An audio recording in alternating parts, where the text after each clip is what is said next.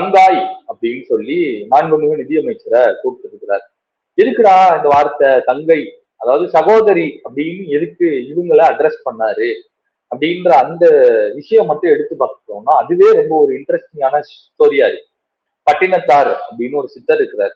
அந்த சித்தர் என்ன பண்றாரு அப்படின்னா ஒரு பெரிய பணக்காரரா இருந்து சித்தரா இருக்காரு. முதல்ல சித்தர்னா யாருன்னு சொல்லிடுவோம், ஏன்னா எங்களுக்கு புரியலம்மா. அதுக்கும் தமிழ்நாட்டுல ஒரு 18 பேரை சித்தர்களும் ஹைப்படுத்தி இருக்கிறாங்க. அதை தாண்டி ஏகப்பட்ட 1100 சித்தர்கள் 900 சித்தர்கள் இருக்கிறாங்க.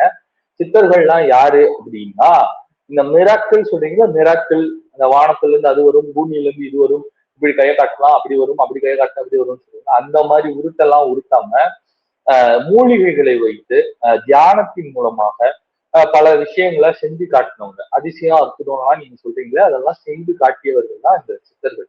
அவங்க அறுவை சிகிச்சை பண்ணியிருக்கிறாங்க.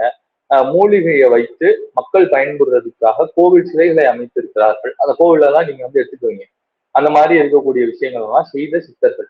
அப்படிப்பட்ட சித்தர்கள்ல ஒருத்தரா அறியப்பட்ட பட்டினத்தார் அப்படிங்கிற இந்த சித்தரோட வாழ்க்கையத்தான் அவர் சுருக்கி இதுல சொல்றாரு.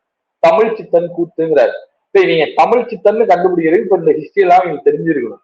சித்தர்லாம் யார் யாரு, முதல்ல தமிழ்லாம் என்னன்னு உங்களுக்கு தெரியணும். இப்ப என் லாலா பிரச்சனையா இருக்குன்னு எனக்கு தெரியும், அதை நம்ம மாற்றிக்க முயற்சி பண்றோம். தமிழ் சித்தன் அப்படின்னா யாரு அப்படின்னு நீங்க முதல்ல கண்டுபிடிக்கணும். இப்ப சித்தர்ல எத்தனை சித்தர் இருக்காங்க, இப்ப இதுல யாருக்கு அக்கா இருந்துச்சு யாருக்கு தங்கச்சி இருந்துச்சுன்னு நீங்க அடுத்து கண்டுபிடிக்கும். அப்ப இதெல்லாம் கண்டுபிடிக்க நீங்க கஷ்டம், அதனால நீங்க புரியலன்னு சொல்லலாம். அதனாலதான் நம்ம இதை அவங்களுக்கு புரியறதுக்காக இதை சொல்லிட்டு இருக்கோம்.